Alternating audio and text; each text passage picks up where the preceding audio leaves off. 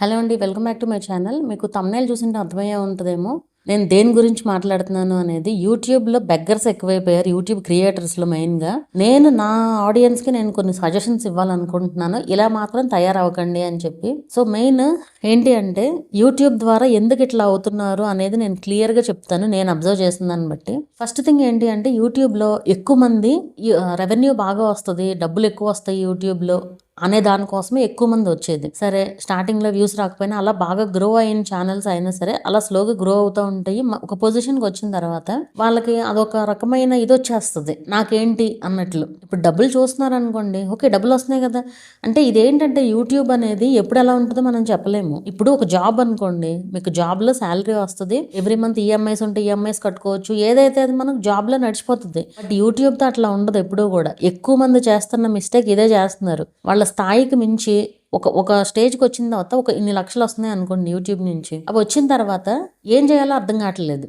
అంటే హౌస్ కొంటే ఏం చేస్తారు? పెడితే బిజినెస్ పెడతారు. లేదా ఇల్లు కొంటారు. లేదా కారు కొంటారు. మెయిన్ ఈ 3. ఈ మూడిటితోనే వస్తుంది. ఈ 3 పెట్టేసి ఈఎంఐస్ పెట్టేస్తారు. పెట్టేస్తే ఇప్పుడు యూట్యూబ్‌లో అది వ్యూస్ తగ్గిపోయినాయి అనుకోండి, రెవెన్యూ తగ్గిపోద్ది. ఏం చేయాలో తెలీదు.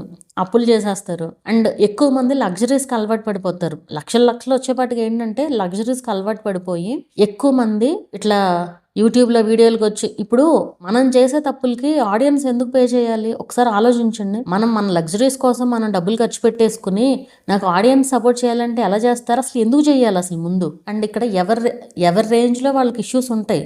ఎవరి రేంజ్‌లో వాళ్ళకి అది ఏ ప్రాబ్లమ్స్ అయినా అవనివ్వండి, ప్రాబ్లమ్ లేని మనిషి అంటూ ఉండడు.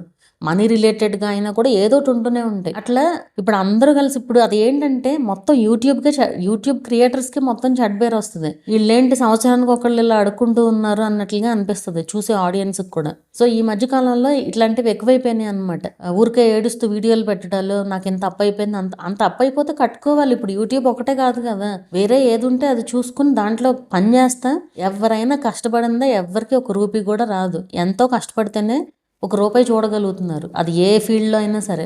యూట్యూబ్ అయినా అంతే. యూట్యూబ్‌లో ఈజీగా ఏమి రావు. ఇప్పుడున్నట్టు నెక్స్ట్ మంత్ ఉండదు. మీకు ఒక విషయం చెప్తాను ఇక్కడ.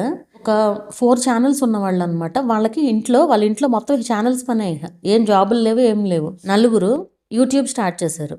ఒకటి స్టోరీస్ ఛానల్‌తో స్టార్ట్ చేశారు. ఒకటి వ్లాగ్స్ ఛానల్, ఒకటి కుకింగ్ ఛానల్, ఇంకోటి కూడా స్టోరీస్ ఛానల్ అనుకుంటా. మొత్తం 4. అయితే కుకింగ్ ఛానల్ మంచిగా పెడుతున్నారు, వ్యూస్ రావట్లేదని చెప్పి స్టోరీస్‌కి వ్యూస్ ఎక్కువ వస్తున్నాయని చెప్పి స్టోరీస్ పెట్టారు. స్టోరీస్ పెట్టి అది యాక్చువల్‌గా కరెక్ట్‌గా లేవు ఆ స్టోరీస్ కూడా. ఇప్పుడున్న రూల్స్ ప్రకారం ఇన్‌ఆథెంటిక్ అని వస్తది. ఇది జరిగింది మోర్ దెన్ 1 ఇయర్ బ్యాక్ అనమాట ఇది జరిగింది. అయితే ఇప్పుడు 4 ఛానల్స్ పెట్టారు అండ్ రెవెన్యూ కూడా ఎక్కువ వస్తుందని చెప్పి ఏం చేశారు? పిల్లల్ని పెద్ద స్కూల్‌లో వేశారంట. వాళ్ళు జస్ట్ నార్మల్ మిడిల్ క్లాస్ వాళ్ళు అనుకోండి. ఇద్దరు పిల్లల్ని బాగా మంచి రిచ్ స్కూల్‌లో వేశారు. ఎలాగో డబ్బులు వస్తున్నాయి కదా అని చెప్పి. ఏమైంది? ఒక ఛానల్‌కి మానిటైజేషన్ పోయిందని చెప్పి నెక్స్ట్ ఛానల్‌లో వేరే ఛానల్‌లో వాళ్ళు కాపీ చేసిన వీడియోస్ అన్నీ, స్టోరీస్ అన్నీ డిలీట్ చేసేసారు. వాళ్ళ ఉద్దేశం ఏంటి?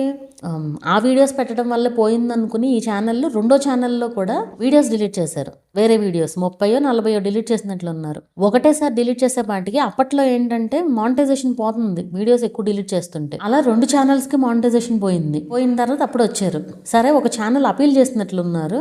అపీల్ చేస్తే వచ్చింది. ఇంకో ఛానల్ మానిటైజేషన్ అవ్వలేదు ఇంకా. అది అప్పుడు కాబట్టి సరిపోయింది. ఇప్పుడు ఏమవుతుందో తెలుసా? ఇప్పుడున్న రూల్స్ ప్రకారం ఇప్పుడు ఫర్ ఎగ్జాంపుల్ ఒక ఛానల్‌కి వచ్చిందనుకోండి రీయూజ్డ్ అని చెప్పి, మిగతా 3 ఛానల్స్ పోతాయి మానిటైజేషన్. మీకు అర్థమైందా? సో, ఇలా ఉంటే అప్పుడు ఏమైపోయినట్లు? ఆ లక్షలన్నీ ఏమైపోతాయి? అసలు ఏమైపోతుంది అప్పుడు? లైఫ్ ఏమైపోతుంది? సో, మీరు ఎప్పుడైనా సరే లగ్జరీస్‌కి అలవాటు పడి ఈ మైండ్ సెట్ తెచ్చుకున్నారనుకోండి, ఏం చేయలేరు ఇంకా. జనాలు ఎందుకు ఇస్తారు చెప్పండి? ఎప్పుడైనా ఇప్పుడు మన కోసం మనం వీడియోస్ చేసి పెట్టుకుంటున్నాము. వాళ్ళు చూస్తున్నారు, డబ్బులు వస్తున్నాయి. ఎంతో కొంత రెవెన్యూ అయితే వస్తుంది కదా! యాడ్స్ వల్లే కదా అసలు మనకి రెవెన్యూ వచ్చేది. సో, మీరు అలా మాత్రం అవ్వకండి దయచేసి. మొదటి నుంచి కూడా మన మైండ్ సెట్ ఎట్లా ఉందో అలాగే ఉండాలి ఫైనల్ వరకు కూడా. అది మెయిన్ ఇంపార్టెంట్ ఇక్కడ. మన ఫ్యామిలీ బ్యాక్గ్రౌండ్ ఏంటి, మన ఫ్యామిలీ ఏంటి, ఎక్కడి నుంచి వచ్చాము అనేది ఎప్పటికీ గుర్తుపెట్టుకోవాలి. యూట్యూబ్‌లో మెయిన్ ఇంపార్టెంట్ అది. ఎందుకంటే నేను చాలామందిని చూస్తున్నాను. అఫ్‌కోర్స్ మీరు మంచిగా మారితే అది వేరు. ఏది నిజంగా డబ్బులొచ్చి అంత కరెక్ట్‌గా మంచిగా చేసుకుంటూ వెళ్తే అది వేరు. ఒక ఇష్యూ వచ్చిన తర్వాత జనాల మీద పడిపోయి నాకు డబ్బులు కావాలి అంటే అది అవ్వని పని కదా! అండ్ ప్రమోషన్స్ విషయానికొస్తే ఈ ప్రమోషన్స్ పేరుతో ఏదేదో పిచ్చి పిచ్చి అన్ని ప్రమోట్ చేస్తున్నారు. అది అసలు జనాలకి ఉపయోగపడదు అన్నవి మీరు ప్రమోట్ చేస్తే జనాల్లో ఒక్కసారి నెగిటివ్ వచ్చిందనుకోండి ఏం చేసినా పాజిటివ్ రాదు. సో మీరు ఎప్పుడైనా సరే మనకి డబ్బులు రావాలి, మనకి డబ్బులు వస్తాయి అనుకునే దానికంటే అది జనాలకు ఉపయోగపడుతుంది. ఎందుకంటే మనకి ఇలా వచ్చే డబ్బుల కంటే ఆడియన్స్ నుంచి వచ్చే రెవెన్యూ ఇంపార్టెంట్ ఎప్పుడైనా సరే. సో ప్రమోషన్స్ చేసేటప్పుడు కాస్త ఆలోచించి చేయండి. దాంట్లో పెట్టండి, దాంట్లో ఇన్వెస్ట్ చేయండి, దీంట్లో ఇన్వెస్ట్ చేయండి. ఇన్వెస్ట్మెంట్స్ అనేది అంత ఈజీ ఏం కాదు. మనల్ని నమ్మి ఒకళ్ళు దాంట్లో ఇన్వెస్ట్ చేస్తున్నారు అంటే ఎంత బాధ్యతగా ఉండాలి. అదంతా కూడా ఏడుపంతా కూడా మనకే కొడుతుంది ఒక రకంగా చెప్పాలంటే. మీరు యూట్యూబ్లో చూసి కాదు చేయాల్సింది. ఇట్లాంటి గైడ్ చేసే వాళ్ళు చాలా మంది ఉన్నారు. ఏది ఎలా చేస్తారు ఏంటి అనేది కొన్ని ఛానల్స్ మంచి మంచి ఛానల్స్ ఉన్నాయి. మీరు అవి చూసి ఫాలో అవ్వచ్చు. ఊరికే ప్రమోషన్స్ చేసే వాళ్ళని చూసి ఏది ఫాలో అవ్వకూడదు. ఎందుకంటే వాళ్ళు ప్రమోషన్ కోసమే చేస్తున్నారు ఎవరైనా సరే.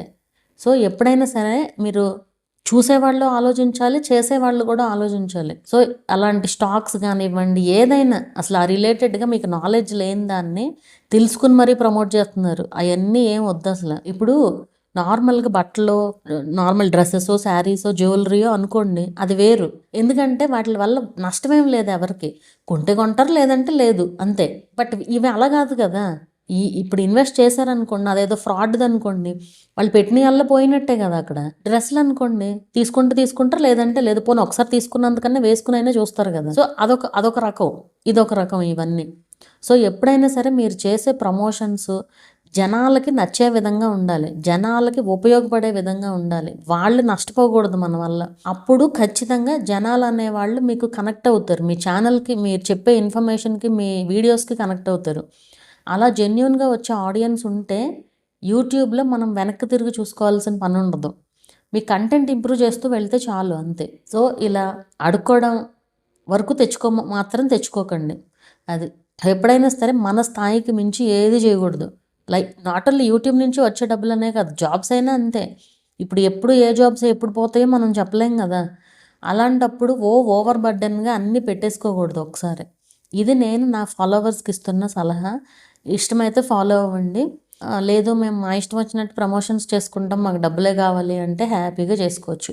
ఎందుకంటే ప్రమోషన్స్ గురించి ఇంతలాగా చెప్పడానికి నేను రీజను, కొంతమంది వచ్చి అడుగుతారు ఇలాంటి ప్రమోషన్ చేయొచ్చా ఇది అని చెప్పి. కొన్ని నేను చేసుకోవచ్చు, ఏం ప్రాబ్లం లేదు, కాకపోతే ఇలా జాగ్రత్తగా ఉండండి అని చెప్తాను. కొన్ని అసలు చెయ్యొద్దని చెప్పేస్తాం ముందే. వాళ్ళు ఓకే అంటారు ముందు, వెళ్ళి మళ్ళీ ప్రమోట్ చేస్తారు. అంటే నన్ను ఒక్కదాన్నే కాదు అడిగింది, కొంచెం ఎక్కువ మందిని అడిగి ఎవరు ఎక్కువ ఏది చెప్తారో అది ఫాలో అవుతారనమాట. సో అలాంటప్పుడు అది వాళ్ళ ఇష్టం. అందుకే నేను ఎవరికి కూడా ఫోర్స్ఫుల్గా ఏది చెప్పను. జరిగేది ఏంటి అని చెప్పడం నా బాధ్యత అంతే. అది ఫాలో అవుతారా లేదా అనేది పూర్తిగా మీ పైన డిపెండ్ అయి ఉంటుంది కదా.